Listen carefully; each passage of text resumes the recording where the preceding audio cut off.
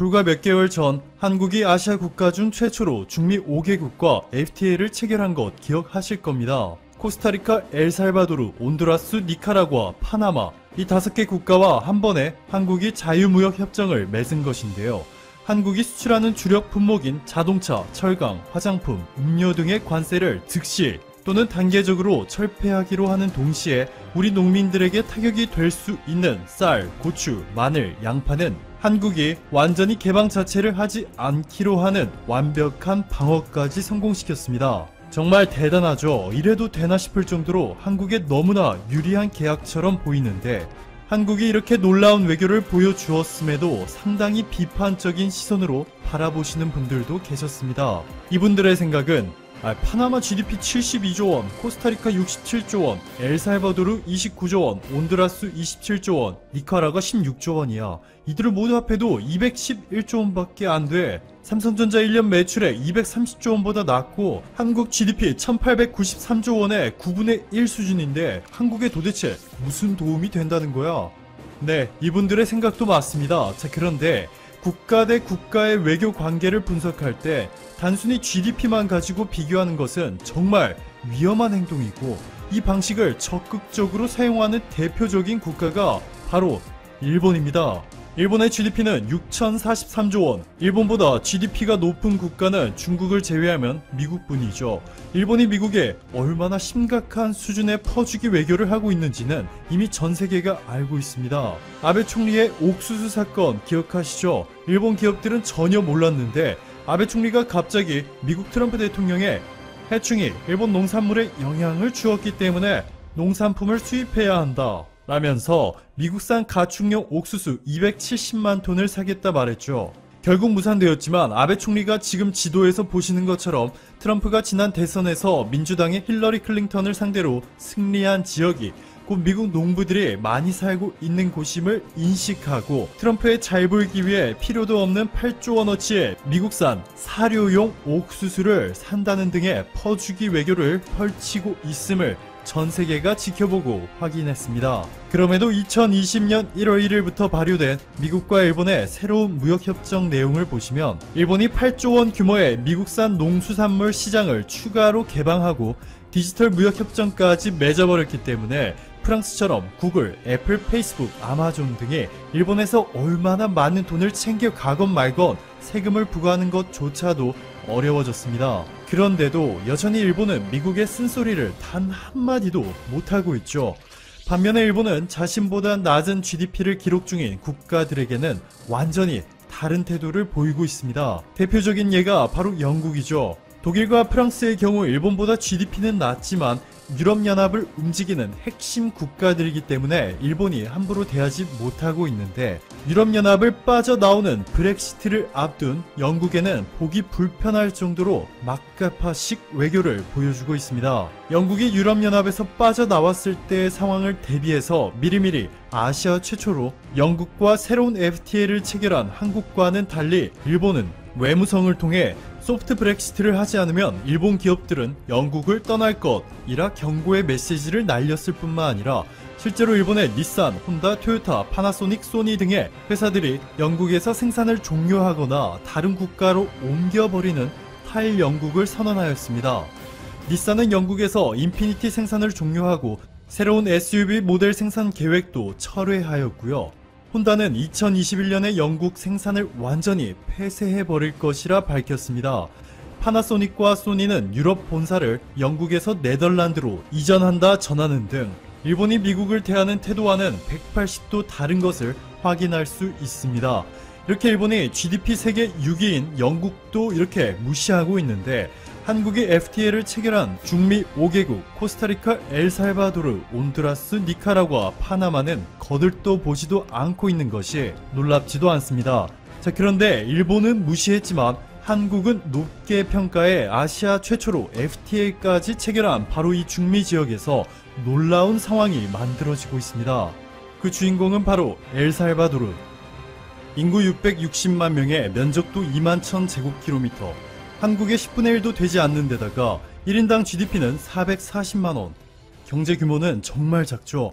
자, 그런데 엘살바도르는 북미와 중미의 주요 도시에 비행기를 통해 2시간에서 최대 5시간 이내로 도착 가능한 전략적 위치를 자랑하고 있습니다. 해상으로도 5일 내에 미국 캘리포니아의 롱비치 항구, 이틀 만에 멕시코의 만자닐로 항구, 3일 만에 페루의 카야오 항구에 도착할 수 있는 등 아메리카 대륙에서 핵심적인 위치에 있습니다. 또한 세계 경제 포럼이 발표한 글로벌 컴패리티브니스 리포트 2018의 자료를 보시면 중미 국가 중에서 엘살바도르가 가장 우수한 도로망 인프라를 구축한 것으로 알려졌습니다. 즉 전략적 위치만 좋은 것이 아니라 이를 적극적으로 활용할 수 있는 인프라도 너무나 잘 갖춰져 있다는 것이죠.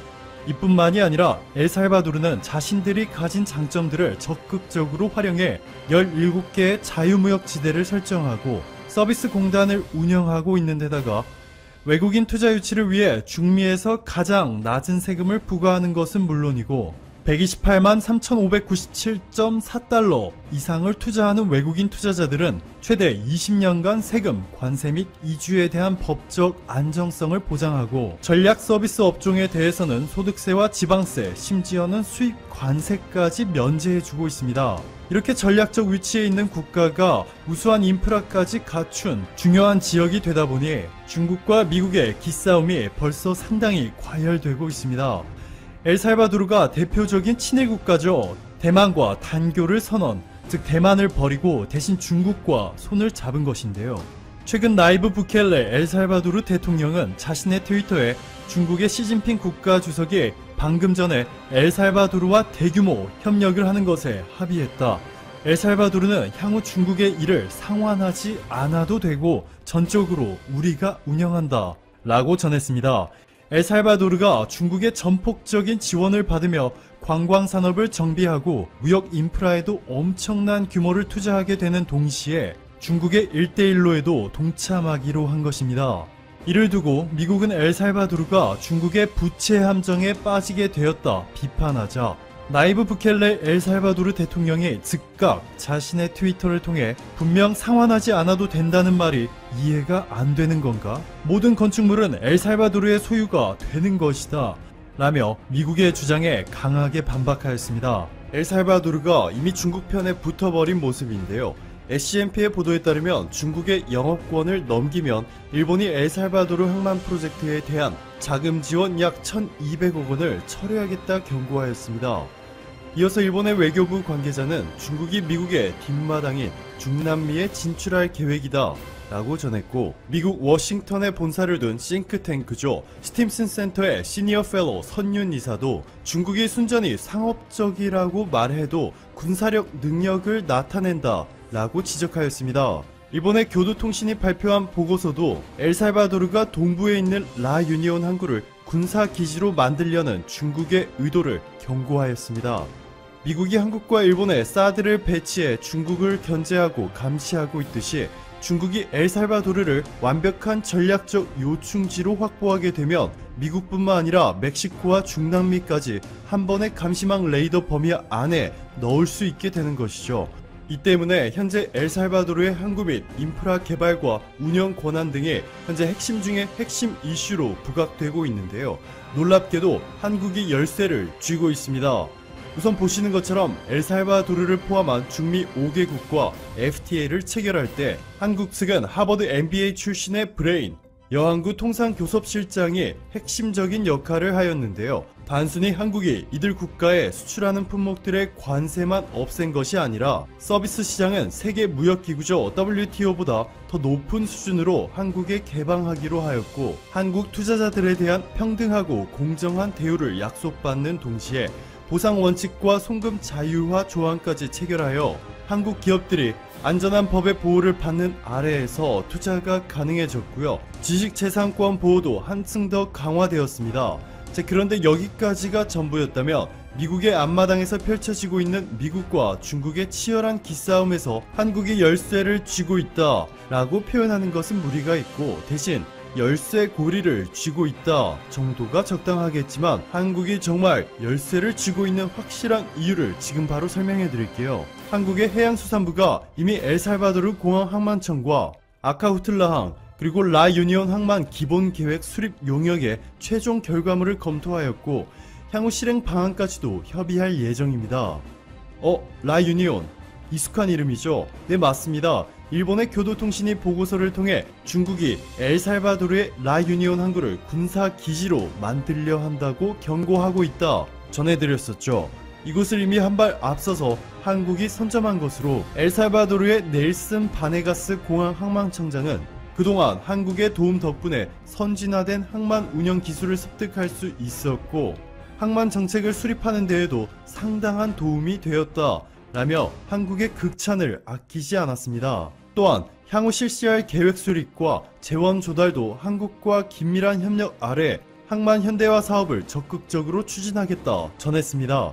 이 모든 것들이 단순히 한국이 운이 좋았다고 하기에는 무리가 있어 보입니다. 단순히 국가를 GDP 수치로만 평가하여 굴복 외교를 할지 아니면 무시하고 깔보는 외교 전략을 구사할지를 결정하는 일본과는 달리 빅픽처를 그리며 미국과 중국보다 더 한 발씩 앞서서 핵심 국가의 시장을 미리 선점하는 한국의 소름돋는 외교에 다시 한번 박수를 보내야 할 것 같습니다.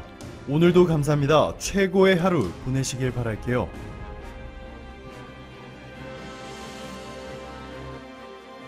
추천 한번 정중히 부탁드리면서 시작해 보겠습니다. 최근 주가 상황이 많이 힘들죠. 미국이고 한국이고 유럽이고 일본이고 다 똑같습니다. 안 그래도 여러 이슈로 펀더멘털이 약한 상태에서 유가 이 감산 합의의 실패로 유가 대폭락까지 이야기하면서 지금 산업계가 최고로 힘든 시기를 지나고 있음을 주가가 표현하는 것 같습니다. 오늘의 이슈로 한번 가보죠. 올해 스마트폰 시장의 이슈는 크게 보면 딱 두 가지로 좁혀볼 수 있습니다. 5G와 폴더블 폰이죠. 5G가 작년 1000만 대를 조금 상회하는 판매량을 기록했는데 올해 2억 대 판매를 컨센서스로 시장이 보고 있으니까 그에 대한 기대가 분명히 있을 거고요. 물론 이 부분은 현재 국가적, 세계적 상황상 기대치가 꽤 다운스트림 돼야 되는 상황이지만 5G가 본격 성장 궤도에 진입했다는 것은 변하지 않는 사실입니다. 매년 2배 이상 성장하는 것은 장기적인 관점에서 보면 분기 하락은 있을 수 있지만 사실관계가 있는 부분이고요. 두 번째 이슈가 바로 오늘 다뤄볼 새로운 유형의 폴더블 폰이 갤럭시 노트 같은 것처럼 스마트폰의 한 가지 어떤 유형으로 자리 잡을 수 있을 것인가? 라는 부분입니다. 저도 폴더블 폰이 과거 폴더 폰에서 스마트폰으로 이제 아이폰의 등장으로 바뀐 것처럼 완전히 지금 형태의 스마트폰이 사라지고 폴더블 폰만이 폼팩터로 자리 잡는 것은 비현실적이고 상상하기 힘든 이야기입니다.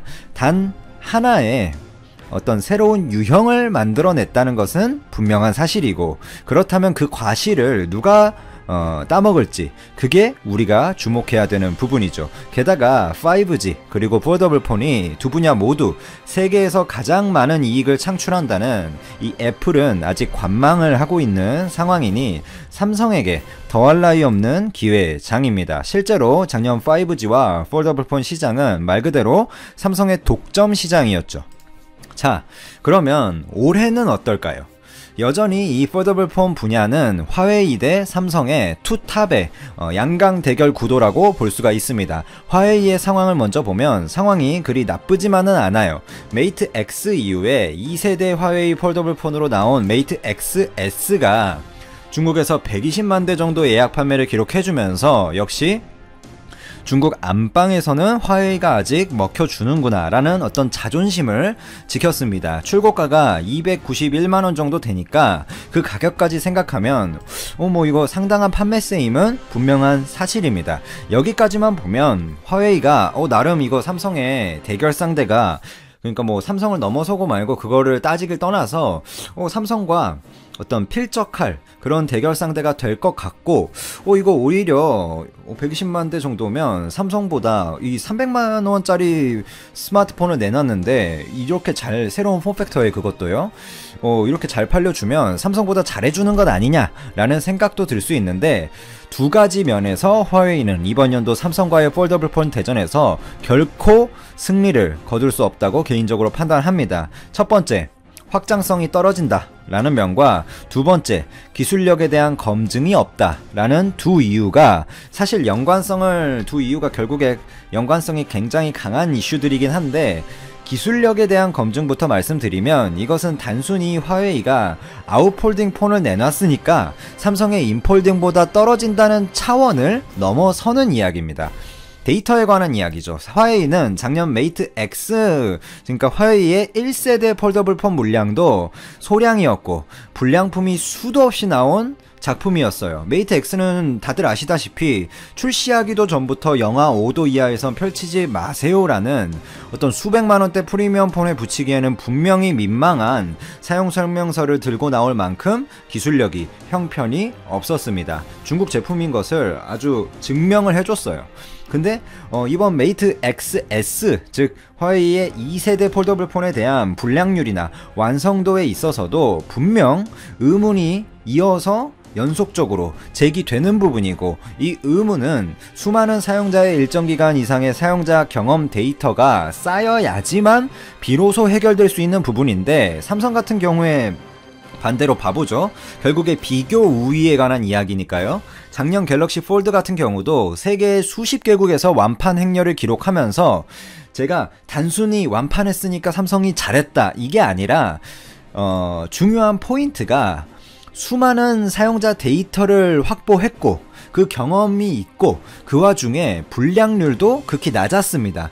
그 데이터가 있는 회사와 없는 회사, 그 개선 폭이 다 차세대 폴더블 폰에 대한 개선 폭, 그런 그 경험이 있는 회사 없는 회사는 차원이 다르다는 이야기입니다. 단순히 이 R&D 연구실에서 기계로 수십만 번 적고 펴보는 거랑 실제 수백만 명이 실생활에서 써보고 데이터로 피드백을 주는 것과는 직관적으로도 분명히 다른 부분이 있죠. 자, 이게 첫 번째 이유이고, 두 번째 이유는 바로 확장성입니다. 좀 여유있게 가보죠. 화웨이는 다들 아시다시피 미국 트럼프의 제재로 GMS, 구글 모바일 서비스를 이용할 수가 없습니다. 화웨이가 작년에 그나마 이제 매출이나 영업이익이나 이런 걸 좀 버텨준 것은 이렇게 그러니까 생각하실 수 있잖아요. 작년에도 똑같지 않았냐 이렇게 말씀하실 수 있는데, 작년에 그나마 버틴 건 두 가지 요인이 있습니다. 우선 GMS가 구형 모델에는 적용이 되거든요. 신형 모델에만 적용이 안 되는 거고, 그러니까 구형 모델을 GMS가 되는 거를 해외로 좀 밀어냈어요, 재고를. 그러면서 해외에서 이제 팔게 했고, HMS, 즉 화웨이 모바일 서비스가 적용되는, 다른 말로 화웨이의 단독 OS, 안드로이드가 아닌 화웨이 단독 OS가 적용되는 모델은 중국 내수용으로 돌리면서 중국 정부가 또 화웨이 어렵다고 어마어마하게 비보 오포 물량 다 빼가면서 도와줘서 그나마 버틴 거죠. 정확하게 말하면 작년에는 화웨이 단독 OS라기보단 오픈소스를 활용하긴 했죠. 올해 이제 화웨이 단독 OS가 나오는 거고, 어쨌든 큰 틀에서는 같은 이야기입니다. 즉 화웨이의 최신으로 나오는 폰들은 전부 HMS 이제 기반이고, 유튜브 같은 것, Gmail 같은 것을 설치할 수 없는 스마트폰입니다. 이런 스마트폰이 과연 유럽, 미국, 한국, 일본에서 그리고 그 기타 국가들도 많죠. 인도나 이런 국가들에서 대량으로 팔릴 수 있을까요? 그냥 저희가 고른다고 생각해도 똑같아요. 유튜브라는 어떤 플랫폼은 한국에만 잘 되는 플랫폼이 아니잖아요. 글로벌리한 플랫폼이지 않습니까? 그러니까 우리도 똑같은, 우리 입장이랑 유럽 입장이랑 미국 입장이랑 일본 입장이랑 사람들이 다 똑같이 생각한다는 거예요. 유튜브 안 되고 Gmail 안 되고 요즘 그렇게 안 되면 그걸 누가 쓰겠어요? 외국에 나가서 스냅 촬영이나 뭔가 이런 것들 하시다 보면 다 Gmail로 보내주잖아요, 사람들이. 그런 것들이 보편화되어 있는데, 유튜브로 사람들이 요즘 소통하고 뭔가 그걸로 돈을 벌고 직업이 유튜버인 사람들도 세계에 어마어마하게 많고, 직업이 유튜버인 사람들만 봐도 대기업을 몇 개 합쳐놓은 수준일 겁니다. 근데 그게 안 되는 스마트폰이에요. 그런 스마트폰이 과연 팔릴 수 있을까요? 저부터도 안 사죠. 유튜브 안 되면.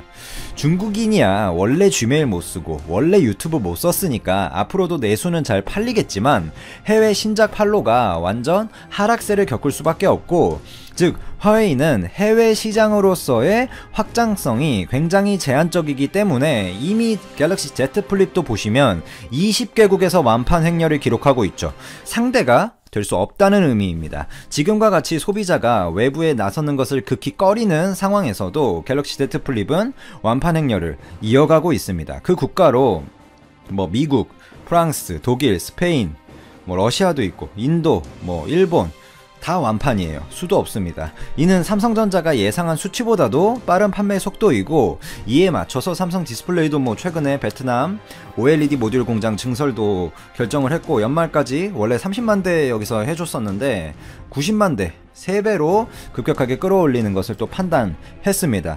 폴더블 폰에 대한 컨센서스로 보셔도 올해 1000만 대를 넘길 것으로 보고 있고, 내후년 지속적으로 2배 이상의 성장성, 뭐 내후년까지 보면, 즉 2022년까지 보면 5천만 대 정도를 넘길 거예요.